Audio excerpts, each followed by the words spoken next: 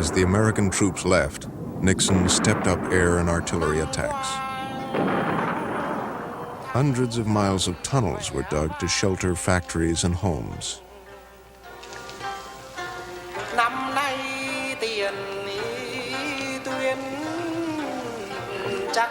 Nixon made the decision. I have concluded that the time has come for action. Tonight, American and South Vietnamese units will attack the headquarters for the entire communist military operation in South Vietnam. This key control center has been occupied by the North Vietnamese and Viet Cong for 5 years in blatant violation of Cambodia's neutrality. This is not an invasion of Cambodia. The control center was never found. The action further divided America. All Americans may not agree with the decision a president makes, but he is our president.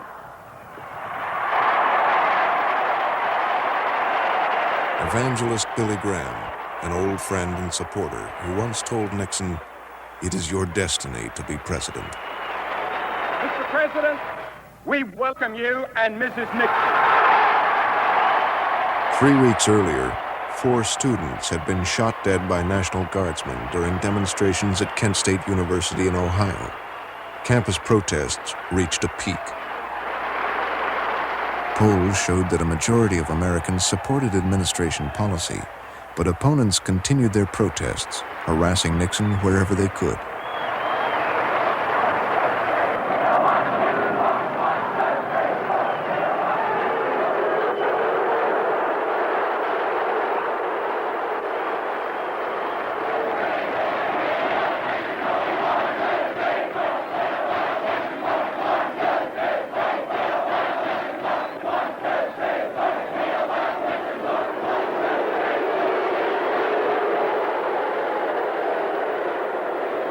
If we're going to bring people together, as we must bring them together, if we're going to have peace in the world, if our young people are going to have a fulfillment beyond simply those material things, they must turn to those great spiritual sources that have made America the great country that it is. I'm proud to be here, and I'm very proud to have your warm reception. Nixon's envoys were a familiar sight on Saigon's boulevards. But behind the diplomatic rituals, Henry Kissinger concealed from South Vietnam that he had been secretly meeting with the communists since August 1969. Even top U.S. officials had been kept in the dark. My first inkling of the secret talks came from conversations that I had quite regularly on a secure telephone circuit with Phil Habib, who was the head of our, or the acting head of our delegation in Paris that was meeting with the Vietnamese. He and I, comparing notes on various things that were occurring, came to the conclusion that there must be some secret talks taking place elsewhere. Our conclusion, just from the way in which things were evolving at that time, was that they were being carried on by Henry Kissinger. Before they would even think of yielding.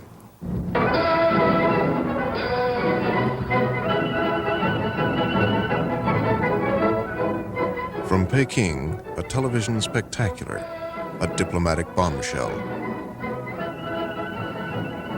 Richard Nixon, honored guest of the nation he once accused of fomenting aggression in Vietnam. With Mao Zedong, the communist leader he once reviled.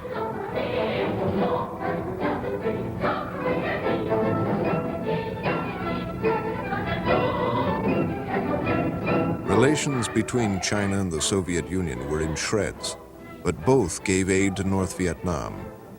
Could Nixon widen the rift to America's advantage?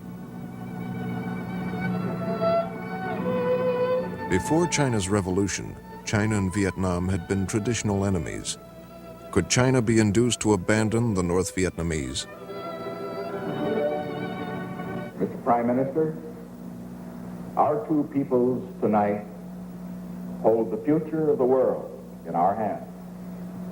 And as we think of that future, we are dedicated to the principle that we can build a new world. Nixon offered the Chinese trade, recognition, a counterweight to the Russians. China's isolation was coming to an end. We have been here a week. This was the week that changed the world.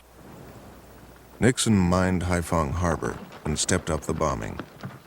Nearly 1,000 U.S. aircraft pounded North and South Vietnam. The North Vietnamese offensive was blunted. Then we resumed negotiations. And Lee Duc Tho was much easier to deal with and made many more concessions after that than he had made in the years before that. 12 days after the mining and the bombing, President Nixon was received in Moscow. Brezhnev's reaction to the bombing of Hanoi and the mining of Haiphong was very tough in rhetoric and really inconsequential in action. He made many tough statements, but he never did anything. The fact that the Soviets received us after the intensification of the war on North Vietnam must have contributed to the sense of isolation and beleaguerment of Hanoi.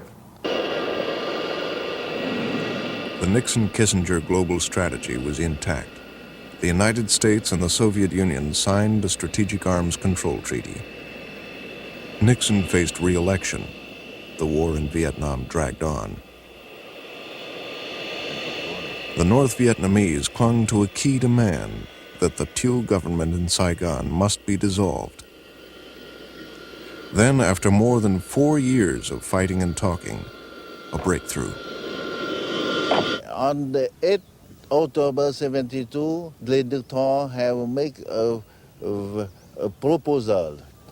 In this proposal, we have dropped the demand for dissolution of the Thieu government. And we propose to have that the two governments in South Vietnam coexist.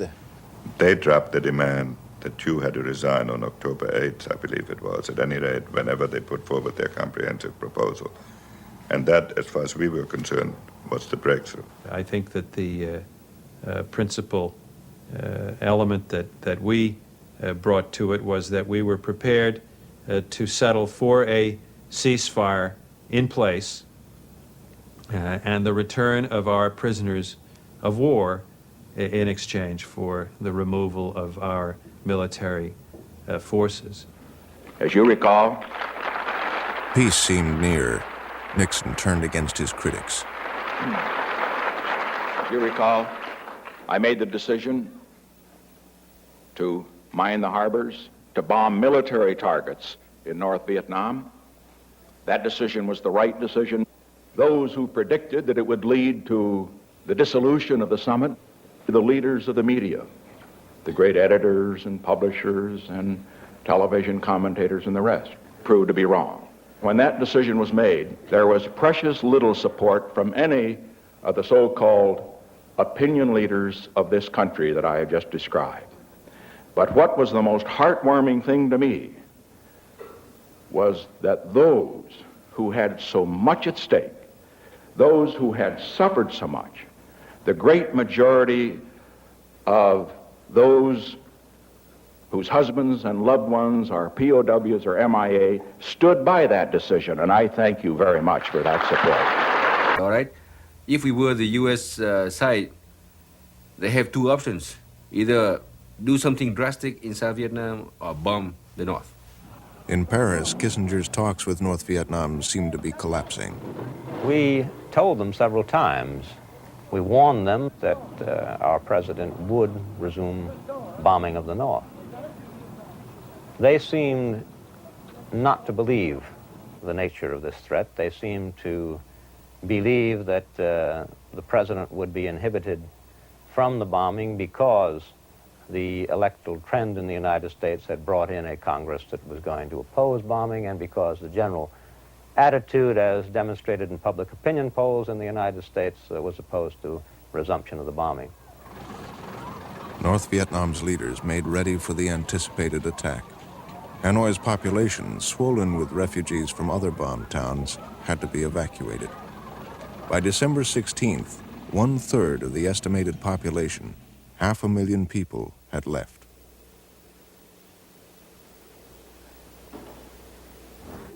On December 18th, B-52 bombers were over Hanoi and Haiphong. For miles and miles, you could see little firecrackers going off. And it was very distinct, very obvious that those were SAMs being shut up. And as you got closer, they just started going up around you. And at first, you were very afraid because you wanted to move away from everyone you saw. But after you calmed down and realized, sure, there's a SAM and it's going up, but it's going off there, and you kind of ignored it. It took a little while to get used to that. We heard the bombs start hitting, and we thought, this is the first time they bombed north in a long time. The fighters hadn't even been up for some reason. Well, then when we heard the bombs start landing a half a mile short of the prison and walk right by us in a string, we knew it had to be bombers because fighters don't carry that many bombs. And the jubilation was unbelievable. Guys jumping up and down and clapping each other on the back, people hollering and shouting, and the Vietnamese guard excited and poking his gun in the door and telling us to get under our bunks.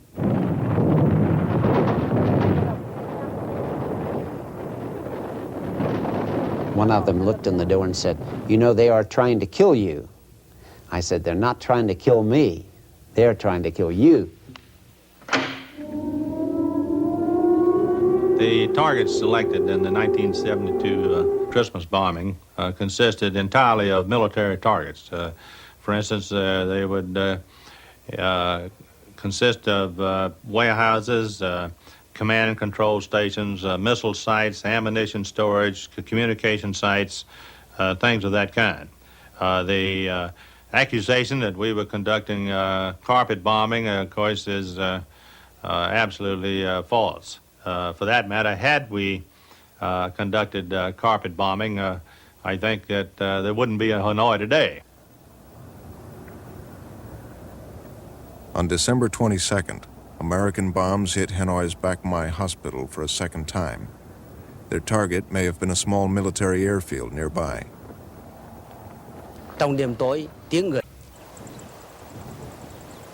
The president ordered a one-day bombing halt for Christmas Day.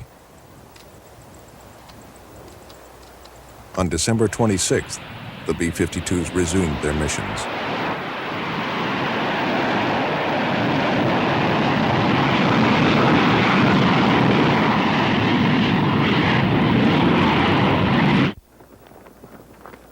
The massive new raids had personally been ordered by President Nixon. His main concern, he said, was not domestic and international criticism, but high B-52 losses. Some of the bombs hit a Hanoi residential district, Con Thiem. The North Vietnamese believed that the raids were a deliberate act of terror.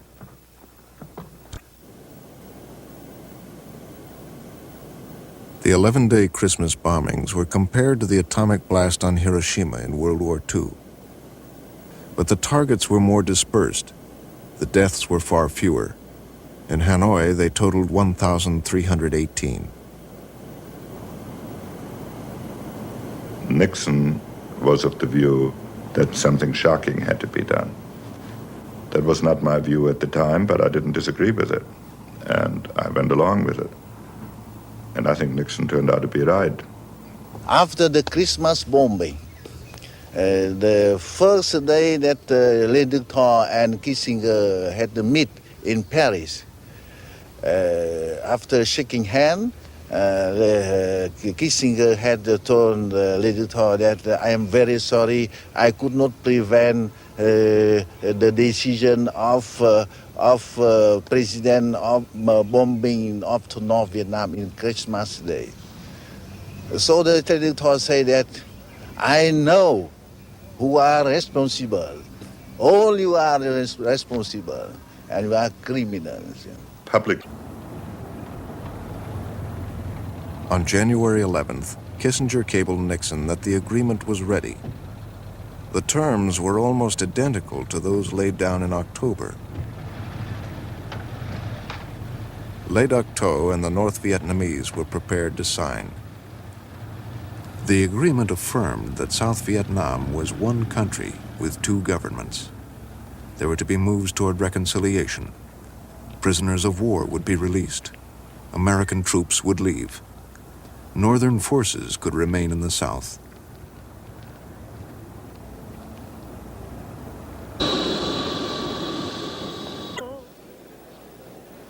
On January 27, 1973, all parties signed the peace agreement.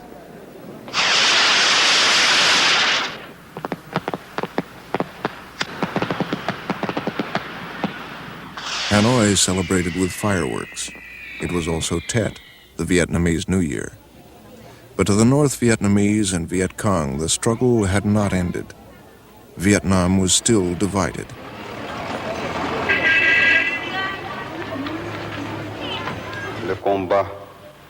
The war we have fought for so many years continues.